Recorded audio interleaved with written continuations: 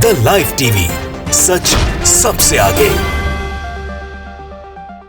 दोस्तों, मैं हूं आदिल खान आजाद और आप देख रहे हैं द लाइव टीवी का खास शो अब तक की बड़ी खबरें। इसमें हम आपको दिखाएंगे आज की वो न्यूज जो सुर्खियां बन गई।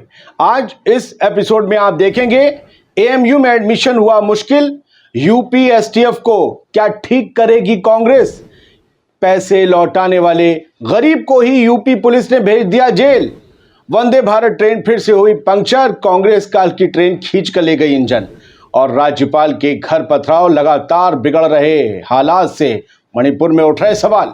चलिए शुरुआत करते हैं। सबसे पहली खबर उत्तर प्रदेश से, जहां पर कांग्रेस के प्रदेश अध्यक्ष अजय राय ने एक बड़ी बात कही। उन्होंने कहा है कि हमारी सरकार जब बनेगी तो यूपी एसटीएफ को हम ठीक कर देंगे।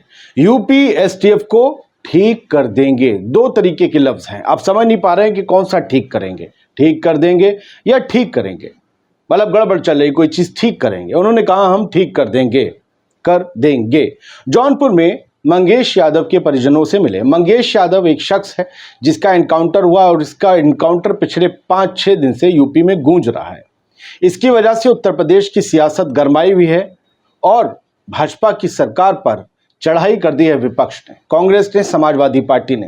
ये कहा जा रहा है कि ठोका जा रहा है उन तमाम लोगों को, ये अजय राय की तरफ से भी कहा गया, जो भाजपा के साथ नहीं है उनको ठोका जा रहा है और उनको अपराधी बताया जा रहा है। और अपराध कर भी दिया तो क्या सीधा एनकाउंटर कर दोगे? मंगेश यादव के एनकाउंटर को फर्जी बताया अजय राय ने और कहा सरकार बनते ही हम इस एसटीएफ को ठीक कर देंगे। क्यों एसटीएफ हो या पुलिस हो, वो सरकार के इशारों पर काम करती है। और कहा कि ये एनकाउंटर नहीं है, ये हत्या है, ये खुला मर्डर है। उन्होंने क्या क्या कहा है, जरा आप भास्कर की खबर को पढ़ेंगे तो उन्होंने ये कहा कि एनकाउंटर पूरी तरह से गलत है, इसकी जांच परिवार वाले जैसे चाहते हैं वैसी होनी चाहिए। योगी जी का साफ तौर पर कहना है जो मेरे साथ चलेगा वही जिंदा रहेगा। कितना बड़ा आरोप है। गोरखपुर में भी एक उपाध्याय परिवार के बेटे को मरवाया है, वो अपने माँ बाप का इकलौता बेटा था। और इन्होंने कहा कि मंगेश एनकाउंटर पूरी तरह से हत्या है। और ये भी कहा कि लोकसभा में मोदी जी को सबक सिखा दिया, अब 2027 में योगी जी की बारी है, उनको भी सबक सिखाएंगे। चलिए बढ़ते हैं आगे।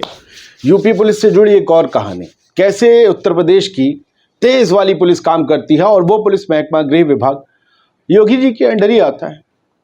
अगर मैं अपडेटेड हूं तो अब कुछ बदल गया हो, आई डोंट नो। जब तक खबर पढ़ रहा था तब तक था।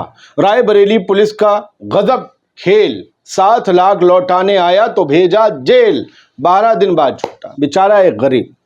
रायबरेली में पुलिस को उसे रास्ते में बैग पड़ा मिला। अब सोचिए, उत्तर प्रदेश की पुलिस की लोग मदद अब सोच समझ के करेंगे। किसी को बैग मिल गया पैसे का पड़ा, सोचेगा घर ले जाओ वरना ये तो जेल भेज देंगे। ऐसा हो सकता है। इस खबर को सुनिए। 7 लाख एक गरीब को पड़े मिले बैग में, वो गया थाने, उसने कहा हुजूर ये पड़े, पुलिस ने उसी को ही पकड़ लिया। आरोप यह है कि पुलिस ने अपनी फीट थपथपाने के लिए और कि जल्द से जल्द हमने केस को सुलझा दिया, उसे जेल भेज दिया।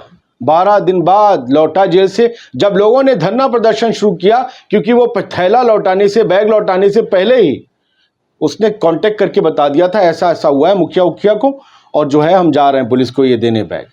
और इसने ये बताया कि हमें जंगल ले गई पुलिस, हमारे हाथ में बैग दिया, बाकायदा वीडियोग्राफी। यूपी की पुलिस वीडियोग्राफी करने में बहुत माहिर है। नहीं आते आप जरा न्यूज़ 24 की खबर का पढ़ लीजिए, फिर मैं आपको बताऊंगा ये क्या फंक्शनिंग है यूपी पुलिस की, और फिर सुना दूंगा उस बंदे ने खुद क्या कहा, क्या किया उसके साथ। कभी एनकाउंटर को लेकर सवालों के घेरे में रहती है उत्तर प्रदेश की पुलिस के कारनामे एक से बढ़कर एक हैं। कभी एनकाउंटर को लेकर सवालों के घेरे में रहती है तो कभी बेकसूरों को फंसाने, अटपटे केस और वसूली में लिप्त मिलती है। ये न्यूज़ 24 वेबसाइट, पत्रकार सब कह रहे हैं। क्या योगी जी आपको अपनी पुलिस की करतूतों का अखबारों के जरिए पता चल रहा है? अब वो कहते हैं, इस घटना को ले लीजिए रायबरेली वाली, अब जरा सुन लीजिए खुद बेचारे से। क्या मामला था पूरा, क्या घटना? सर, हम पानी लेने जा रहे थे आरओ का, रास्ते में बैग पड़ा था, वो मिला था हमें। 4-5 लोग थे, उसको फिर हमने ले गए, उसको प्रधान जी से संपर्क किया है, उसके बाद में थाने ले गए हैं। थाने में हमको बिठा लिया गया है, जमा किए वहाँ पर, उसके बाद में बिठा लिया गया है। बैठाया था आपको? एसओ साहब ने। उसके बाद में बिठा लिया है, 2 दिन रखे हुए थे शाम को।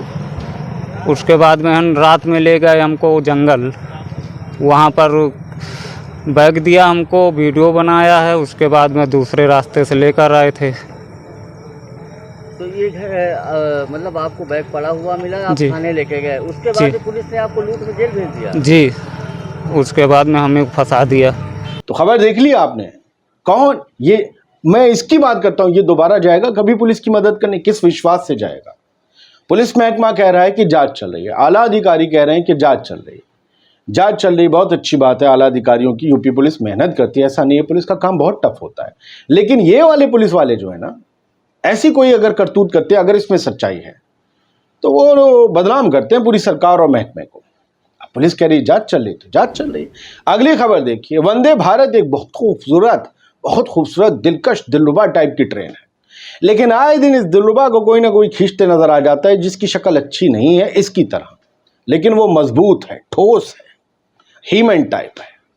जी, ये इंजन है, ये इंजन है, वीडियो देख लीजिए, ये इंजन है पुराना वाला, मजबूत वाला। ये है भारतीय रेल, उस वंदे भारत को खींच रही है। कहा जा रहा है कांग्रेस काल मोदी काल को खींच रहा है, इस तरीके की सोशल मीडिया पर चर्चा है। अब ये ट्रेन का हुआ क्या? वंदे भारत 4 घंटा इटावा स्टेशन के पास खड़ी रही, इटावा के पास। दिल्ली हावड़ा रूट बाधित रहा, शताब्दी जैसी कई ट्रेनें लेट हो गई, यात्रियों ने हंगामा किया, कहा कि वही वाली सही थी, उसे ही दुरुस्त कर देते, उसकी पटरियां दुरुस्त कर देते, ये क्या नया ले आए हो? चलने से ज़्यादा रुके हुए की तस्वीरें सामने आती हैं। आप सोचिए, जब से वंदे भारत शुरू हुई है, कभी बैल ने टक्कर मार दी, कभी भैंस ने टक्कर मार दी, कभी बकरी ने टक्कर मार दी, कभी खुद खड़ी हो गई। इंजन में टेक्निकल फॉल्ट होती है, मशीनों में खराबी, लेकिन इसके साथ जितनी हो रही है बहुत ज़्यादा है। अब आप कहेंगे क्या पहले नहीं होती? अरे पहले वाले से अपग्रेडेड कुछ लाए होगे ना, या वो उसी लेवल का है तो फिर लाने की क्या जरूरत थी? तो भैया ये ट्रेन रुक गई, दिल्ली से चली थी, धाएं धाएं चुक चुक, लेकिन जाकर बीच रास्ते में खड़ी हो गई। एसी भी नहीं चल रहा था, यात्री परेशान हो गए। 4 किलोमीटर खींचकर ट्रेन को भरतना रेलवे स्टेशन पर लाया गया, वो पुराने वाला कांग्रेस काल का इंजन खींच के लाया, और फिर जाकर जो भी हुआ, रेलवे प्रशासन में हड़कंप मच गया। और ये तस्वीरें, बेचारे सब परेशान हाल, किसी को कहीं पहुंचना होगा। लेकिन सोने पर सुहागा क्या हुआ पता है? एक राज्यसभा सदस्य भी इस ट्रेन में थी, वो फंस गई। भास्कर की इस खबर में नीचे आइए, वो भाजपा की हैं राज्यसभा सदस्य। वंदे भारत एक्सप्रेस ट्रेन में भारतीय जनता पार्टी की उत्तर प्रदेश इकाई की महिला अध्यक्ष भी हैं और राज्यसभा सदस्य भी हैं, मोहतरमा गीता शाह की साहबा, वो भी इसमें सफर कर रही थी, फंस गई। हालांकि बाकी परेशान यात्रियों के साथ उनके चेहरे पर कोई शिकन परेशानी नहीं थी, वो मुस्कुराते हुए फोटो दे रही थी, उनकी अपनी मजबूरी है। उन्हीं की पार्टी की सरकार तो ये ट्रेन लाई है। लोगों का गुस्सा इस पर हो सकता है, क्योंकि वो सरकार को लाने वाली भी वही जनता थी, लेकिन ये चूंकि पार्टी के अंदर है तो ये तो परेशान मुंह नहीं बना सकते, वरना यू नो बेटर। खैर, ट्रेन को खींचा गया, खींचने की तस्वीर सामने आई, लोग कहने लगे यार ये तो अच्छे दिन नहीं है, ये अच्छे ना, दैट्स नॉट गुड। ठीक है, वीडियो भी देख लिया, खबर देख ली। अलीगढ़ मुस्लिम यूनिवर्सिटी से जुड़ी एक खबर है, AMU, यहाँ पर एडमिशन रोक दिए गए हैं, इससे छात्रों में हंगामा है और कुछ छात्रों के हंगामे की वजह से ये एडमिशन रुके हैं। स्टूडेंट्स जो स्पोर्ट्स कोटे से एडमिशन पाते हैं, वो स्पोर्ट्स कोटे वाले एडमिशन रुके हैं। 5 सितंबर तक ये मुकम्मल हो जाना चाहिए थी प्रोसेस, लेकिन रुक गई।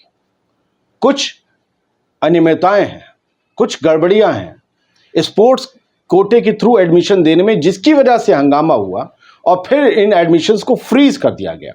अलीगढ़ मुस्लिम यूनिवर्सिटी में स्पोर्ट्स कोटे के तहत विभिन्न कई पाठ्यक्रमों में, कई कोर्सेज में एडमिशन की प्रोसेस प्रक्रिया फिलहाल रोक दी गई है।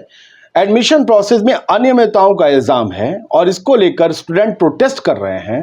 प्रोफेसर सैयद अमजद रिजवी ने कहा है कि स्पोर्ट्स कोटे के तहत एडमिशन प्रोसेस की जांच चल रही है, तब तक जांच जब तक चलेगी तब तक स्पोर्ट्स कोटे के तहत एडमिशन नहीं मिलेंगे। मनमानी का आरोप लग रहा है, किसी को भी उठा के बल्ला पकड़ना ना आता हो सही से, उसे कुछ भी, और कुछ उनके सेक्रेटरी का भी, इंटरनल जो ऑफिशियल का है उसका भी मसला है, कई तरह के इल्जाम आते हैं।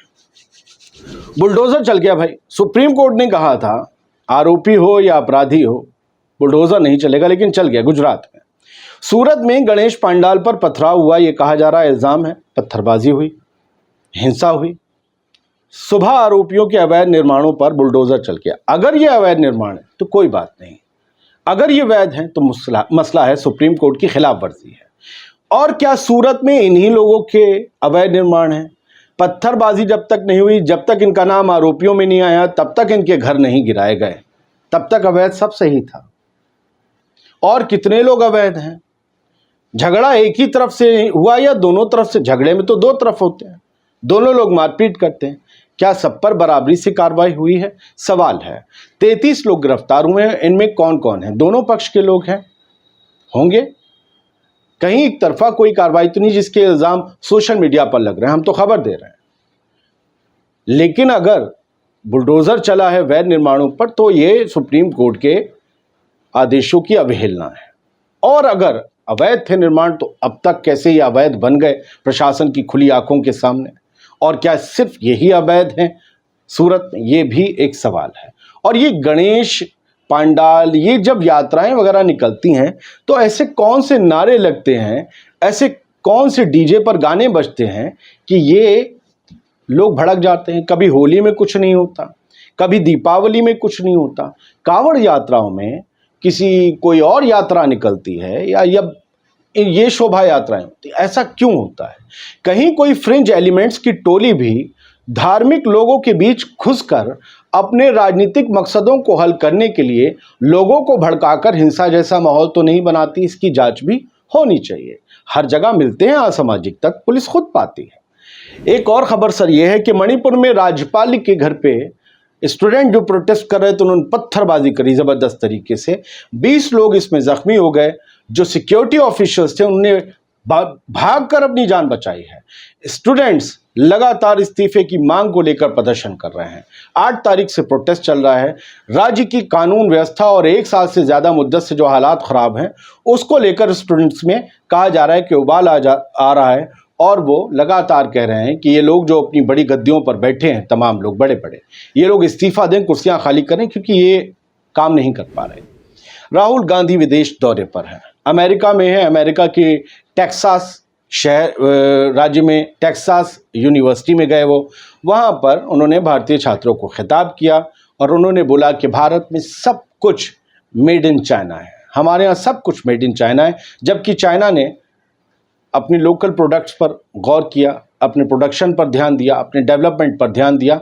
वहाँ के लोग बेरोज़गार नहीं हैं, इसीलिए भारत में रोज़गार की दिक्कत है, क्योंकि चाइना का सारा माल भारत में है, भारत में सब मेड इन चाइना है।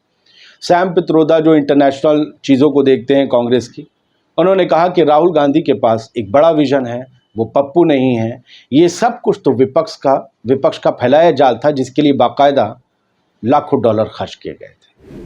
बहुत बहुत शुक्रिया इस वीडियो को देखने के लिए। उम्मीद करता हूँ ये खबरों का गुलदस्ता आपको पसंद आया होगा तो बताइएगा, ये कोशिश आगे भी जारी रहेगी। द लाइव टीवी, सच सबसे आगे।